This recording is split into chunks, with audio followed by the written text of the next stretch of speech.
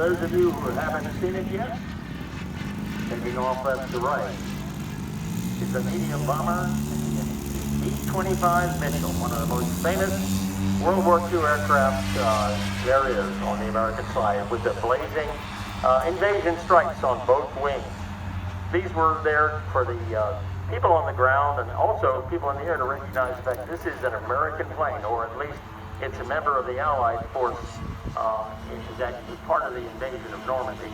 That's why they were all painted black and white stripes. You see any airplane of that era with that kind of marking. The B-25 was a very powerful airplane, and as you probably know, on the first attack on Tokyo, which didn't really do a lot of damage, but was done for psychological purposes.